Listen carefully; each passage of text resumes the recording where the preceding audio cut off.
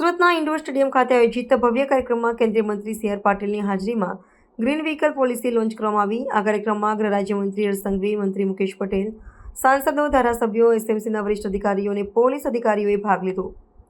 આ નીતિ અંતર્ગત નાગરિકોને વિવિધ રીતે આર્થિક સહાય પૂરી પાડવામાં આવશે, જેનો મુખ્ય ઉદ્દેશ પર્યાવરણ અનુકૂળ અને ટકાઉ પરિવહન વ્યવસ્થાને પ્રોત્સાહન આપવાનો છે। વડાપ્રધાન મોદીના જન્મદિવસના નિમિત્તે સુરત મનપાના સફાઈ કર્મચારીઓને એક મોટી ભેટ મળી છે। દેશમાં પહેલી વખત સફાઈ કર્મચારીઓ માટે એક વિશેષ ફંડ સ્થાપવામાં આવ્યું છે। સુરતના નાગરિકોની મદદથી આ ફંડ માટે 10 કરોડ રૂપિયા જમા કરવામાં આવ્યા છે। આ ફંડ દ્વારા સફાઈ કર્મચારીઓને 10,000 રૂપિયા સુધીની લોન વ્યાજ વગર મળશે। આ લોન તેમના બાળકોના લગ્ન, મકાન બાંધકામ અથવા ઇલેક્ટ્રિક વાહન ખરીદી જેવા જરૂરિયાતો માટે ઉપલબ્ધ કરવામાં આવશે। આ પ્રક્રિયાની કાર્યક્ષમતા સુનિશ્ચિત કરવા માટે મ્યુનિસિપલ કમિશનરની અધ્યક્ષતામાં એક સમિતિની રચના કરવામાં આવી છે। કોઈપણ સફાઈ કર્મચારી લોન માટે અરજી કરે તો 2 દિવસના અંદર જ તેને લોન મળી રહેશે। વધુમાં જો કોઈ સફાઈ કર્મચારીનો પુત્ર ઇજનેરી, વૈદ્યકીય અથવા અન્ય ઉચ્ચ શિક્ષણ મેળવવા માંગતો હોય તો પૈસા પરત ન આપવાની શરતે તેમને એક નિશ્ચિત રકમની આર્થિક સહાય પણ આપવામાં આવશે। આજે સુરત શહેરની અંદર દેશમાં સ્વચ્છતામાં સર્વશ્રેષ્ઠ સુરત શહેર એનું જે બિરુદ મળે છે, આખા દેશમાં સૌથી સ્વચ્છ સુરત શહેરના બિરુદ મેળવવામાં જેમનું યોગદાન છે એવા સફાઈ કર્મીઓને એમનો આભાર પ્રકટ કરવા માટે, એમનું ઋણ અદા કરવા માટે સુરતના શહેરીજનો તરફથી લગભગ 10 કરોડ રૂપિયા એને આપવામાં આવ્યા છે, દાનમાં આપવામાં આવ્યા છે। જે અમે સુરત મહાનગરપાલિકાના કમિશનરશ્રીને આજે એને અર્પણ કરીએ છીએ અને એના દ્વારા સફાઈ કર્મી ભાઈ બહેનોના દીકરા દીકરીઓને ભણવા માટે એમને કોઈ મદદ કરવી, એમને મકાન કે ગાડી લેવી હોય, 2 વ્હીલર, એમાં વગર વ્યાજની લોન આપવી, એ પ્રકારની અલગ અલગ વ્યવસ્થા આજે ઊભી કરી છે અને નિયમો નક્કી કર્યા છે।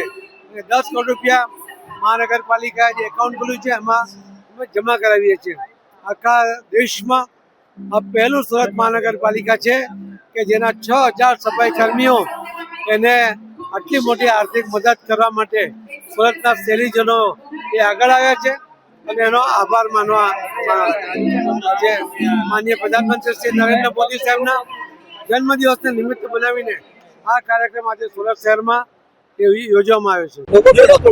भारत के प्रधानमंत्री श्री ने पूरे भारत देश के लिए नेट जीरो का संकल्प लिया है और गुजरात राज्य के माननीय मुख्यमंत्री श्री के मार्गदर्शन में सूरत महानगर पालिका ने एक ग्रीन व्हीकल पॉलिसी बनाई है, जिसमें इलेक्ट्रिक व्हीकल पॉलिसी का तो समावेश है ही, पर साथ में ग्रीन एंड क्लीन फ्यूल आधारित व्हीकल्स को प्रमोट करने के लिए पॉलिसी बनाई गई है।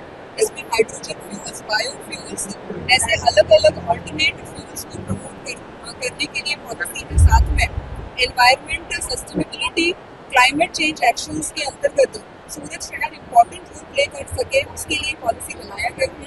इसमें विभिन्न प्रकार का infrastructure, funds, public private partnerships, incentive और पूरा एक इकोसिस्टम तैयार करने के लिए ग्रीन व्हीकल पॉलिसी बनाई गई है।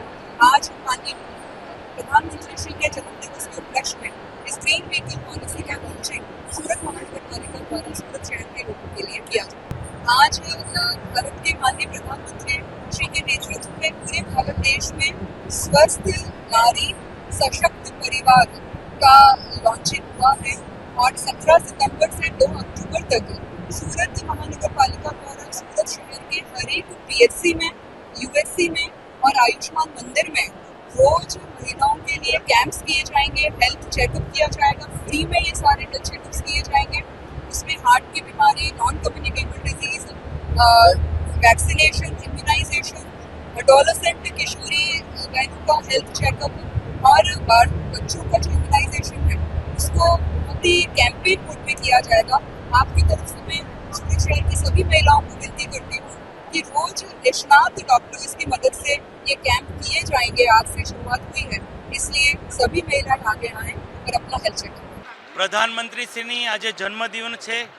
હું 80 લાખની જનતા વતી તેમને ખૂબ ખૂબ શુભકામના પાઠવું છું અને પ્રાર્થના પણ કરું છું કે તેમને દીર્ઘાયુ બક્ષે અને નિરોગી રહે। ભારત વર્ષમાં 2021માં મહાનગરપાલિકાએ પહેલીવાર ડેડિકેટ ઈ વ્હીકલ પોલિસી લોન્ચ કરી હતી। તે 5 વર્ષ માટે લોન્ચ કરી હતી। 5 વર્ષ પછી ફાયદા હું ગણું તો સ્વચ્છ વાયુ સ્તરમાં 130 સિટીનું સર્વેક્ષણ થયું, એમાં સુરત સતત 2 વાર આખા દેશમાં સર્વાઈ થઈને ટોપ 3માં આવ્યું હોય તો એનો આ ફાયદો થયો છે। ગ્રીન ઈ વ્હીકલ પોલિસી ભારત વર્ષમાં સુરત મહાનગરપાલિકા પહેલીવાર લોન્ચ કરવા જાય છે.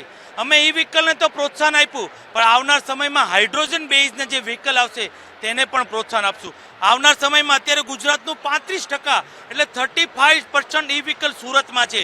એટલે પ્રધાનમંત્રીને જો મંત્ર છે કે આત્મનિર્ભર ભારત, એને મંત્રને જો વધારે કોઈ બળ સિટી આપતું હોય તો એ આપણું સુરત છે. આવનાર સમયમાં